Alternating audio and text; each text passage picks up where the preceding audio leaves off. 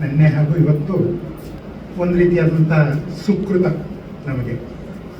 ಮತ್ತೊಂದು ರೀತಿಯಲ್ಲಿ ಹೇಳಬೇಕು ಅಂದರೆ ಈ 2 ದಿವಸದ ಕಾರ್ಯಕ್ರಮದಲ್ಲಿ ಭಾಗವಹಿಸಿದ್ದರಿಂದಾಗಿ ಒಂದಷ್ಟು ಆಯಸ್ಸು ನಮ್ಮದು ಜಾಸ್ತಿ ಆಗಿದೆ. ಇಲ್ಲಿ ಕೂತಿರೋರು ಎಲ್ಲರಿಗೂ ಹಾಗೆ ಅಂತಲೇ ಭಾವಿಸ್ತೀನಿ. ಯಾಕೆಂದರೆ ಆ ಮರವು ಒಂದು ಬರಬೇಕು ನಮಗೆ, ಪ್ರಪಂಚದ ಹೊರಗಿನ ಪ್ರಪಂಚದ ಮರವು ಬರಬೇಕು, ಆಗ ಜೀವನ ಉತ್ಕೃಷ್ಟವಾಗುತ್ತೆ. ಹಾಗಾಗಿ ಇಲ್ಲಿ ಕೂತಂಥ ಅಷ್ಟು ಅವಧಿ ಮತ್ತು ಇಲ್ಲಿಂದ ಮನೆಗೆ ಹೋದ ನಂತರ ನಂತರದ 1 ಗಂಟೆ ಅವಧಿ ಇದು ನಮ್ಮನ್ನು ಆವರಿಸ್ಕೊಂಡಿತ್ತು. ಹಾಗಾಗಿ ನಮ್ಮ ಆಯಸ್ಸು ಖಂಡಿತವಾಗಿ ಜಾಸ್ತಿ ಆಗಿದೆ ಹಾಗೆ ಅಂತೇಳಿ ಅಂದ್ಕೋತೀನಿ ನಾನು ಅದರಲ್ಲಿ. ಮತ್ತು ನಾವು ಇಲ್ಲಿ ಕೂತಿರೋರೆಲ್ಲ ಕುಮಾರ್ ಅವರ ಪ್ರಭಾವ ವಲಯದಲ್ಲಿ ಇದ್ದೀವಿ. ಇಲ್ಲಿ ಬಹುಶಃ ಕೂತಿರೋ ಎಲ್ರಿಗೂ ಕನಿಷ್ಠ 2 ಸಲ ಅವ್ರಿಗೆ ಕಾರ್ಯಕ್ರಮವನ್ನು ಜ್ಞಾಪಿಸಿದ್ದಾರೆ ಹಾಗೆ ಅಂತೇಳಿ ಅಂದ್ಕೋತೀನಿ ನಾನು ಅದರಲ್ಲಿ. ಅದು ವಾಟ್ಸಪ್ ಇರ್ಬೋದು, ಫೋನ್ ಇರ್ಬೋದು, ಯಾವುದೋ ಮೂಲಕವಾಗಿ ಕನಿಷ್ಠ 2 ಸರಿ ನಮ್ಮನ್ನು ಇದಕ್ಕೆ ಆಹ್ವಾನವನ್ನು ಕೊಟ್ಟಿದ್ದಾರೆ. ಸೊ ಆ ರೀತಿಯಾಗಿ ನಾವು ಎಲ್ಲ ಒಂದು ರೀತಿಯಾದಂಥ ಅವರಿಂದಾಗಿ ಕೃತಜ್ಞರಾಗಿ ಈ ಕಾರ್ಯಕ್ರಮವನ್ನು ವೀಕ್ಷಣೆಯನ್ನು ಮಾಡಿದ್ದೀವಿ. ನನಗನ್ಸಿದ್ದು ಈ ರೀತಿಯಾದಂತಹ ಒಂದು ಕಾರ್ಯಕ್ರಮವನ್ನು ನೋಡಿದಾಗ ನಮಗೆ ಒಂದು ಸಾಮಾಜಿಕವಾದಂತಹ ಒಂದು ಜವಾಬ್ದಾರಿ ಅನ್ನುವಂಥದ್ದು ಇರುತ್ತೆ.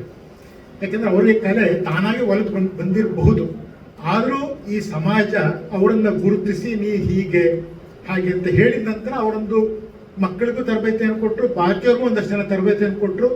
ಸುಮಾರು 14-15 ಜನಕ್ಕೆ PhD ಪದವಿಯನ್ನು ಅವರು ಕೊಡಿಸಿದ್ದಾರೆ ಹಾಗೆ ಅಂತ ಕೇಳಿದಾಗ ಒಂದು ಜವಾಬ್ದಾರಿ ಅವ್ರ ತಲೆ ಮೇಲೆ ಇದ್ದೇ ಇದೆ. ಆ ಥರದಲ್ಲಿ ಇಷ್ಟೆಲ್ಲ ಕೊಟ್ಟಿರುವಂಥ ಸಮಾಜಕ್ಕೆ ಏನಾದರೂ ನಾನೊಂದಷ್ಟು ಕೊಡಬೇಕು ಅನ್ನುವಂಥದ್ದು ಇದ್ದೇ ಇದೆ. ಅದನ್ನು ಈ ಮಕ್ಕಳ ಮೂಲಕವಾಗಿ ನಮ್ಮ ಮುಂದೆ ಇವತ್ತು ತಂದಿದ್ದಾರೆ ಆ ಥರದಲ್ಲಿ. ಮತ್ತು ಮಕ್ಕಳಿಗೆ ಜವಾಬ್ದಾರಿ ಬಂತು ಇವತ್ತಿಂದ. ಯಾಕೆಂದರೆ ಅವರು ಇನ್ನು ಮುಂದಕ್ಕೆ ಇದನ್ನು ಉಳಿಸ್ಬೇಕು, ಬೆಳೆಸಬೇಕು, ಮುಂದಿನ ತಲೆಮಾರಿಗೆ ದಾಟಿಸ್ಬೇಕು. ಅದು ನಮ್ಮ ಜವಾಬ್ದಾರಿ ಆಗಿರುತ್ತೆ.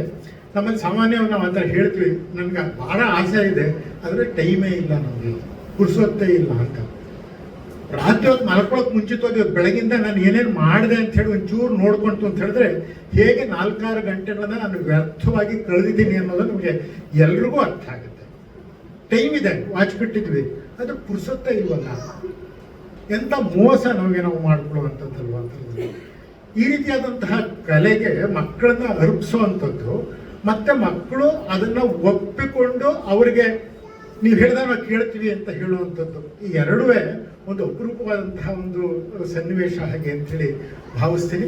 ಮತ್ತು ಇದಕ್ಕೆ ವಯಸ್ಸಿನ ಅಂತರವೂ ಇರಲಾರ್ದು, ಕಲಿಬೇಕು, ಕಲಿಸ್ಬೇಕು ಅನ್ನುವಂಥದ್ದು ಇದ್ದಾಗ ಆ ಕಲೆ ಖಂಡಿತವಾಗಿ ಅದು ಮುಂದುವರಿಯುತ್ತೆ. ಸೊ ಆ ರೀತಿಯಾಗಿ ಅವರು ತಮ್ಮ ಜವಾಬ್ದಾರಿಯನ್ನು ನಿರ್ವಹಿಸಿದ್ದಾರೆ. ನಮ್ಮ ಜವಾಬ್ದಾರಿ ಅವರಿಗೆ ಚಪ್ಪಾಳಿಯನ್ನು ತಟ್ಟಿ ಪ್ರೋತ್ಸಾಹವನ್ನು ಕೊಟ್ಟಿದ್ದೀವಿ. ಇನ್ನು ಮುಂದಕ್ಕೂ ಅವರು ಅದನ್ನು ಉಳಿಸ್ಕೊಂಡು ಹೋಗ್ತಾರೆ ಅನ್ನುವಂಥ ನಂಬಿಕೆ ಇದೆ. ನಾನು ಅಲ್ಲಿ ಕೂತಾಗ ಸುಮ್ಮನೆ ಹಾಗೆ ಒಂದ್ಸರಿ ಕುಮಾರ್ ಕಡೆಗೆ ಅವ್ರ ಕಡೆ ನೋಡ್ತಾ ಇದ್ದೆ. ಏನೋ ಒಂಥರ ಕೃತಜ್ಞತೆ ಅಂತ ಭಾವ, ಮಕ್ಕಳ ನಾಟ್ಯವನ್ನು ನೋಡ್ತಿದ್ದಾಗ ದಂಪತಿಗಳಿಬ್ಬರು ಒಂಥರ ಕೃತಜ್ಞತೆಯ ಭಾವ ಅವ್ರ ಮನಸ್ಸಿನಲ್ಲಿ, ಮುಖದಲ್ಲಿ ಮೂಡಿ ಬರ್ತಾ ಇತ್ತು. ಅಂತಹ ಒಂದು ಕೃತಜ್ಞತಾ ಭಾವ ತಂದೆ ತಾಯಿಗೆ ಯಾವಾಗಲೂ ಒಳ್ಳೆಯದೇನೆ ಆ ಥರ. ಅದನ್ನು ಇವತ್ತು ಅವರು ಅನುಭವಿಸಿದ್ದಾರೆ. ಸೊ ಒಳ್ಳೇದಾಗಲಿ, ಶುಭವಾಗಲಿ, ಅವ್ರ ಮಕ್ಕಳಿಗೂ ಒಳ್ಳೇದಾಗಲಿ ಹಾಗೆ ಅಂತ ಕೇಳಿ ನಮಸ್ಕಾರ ಮಾಡಿ ನಮಸ್ಕಾರ.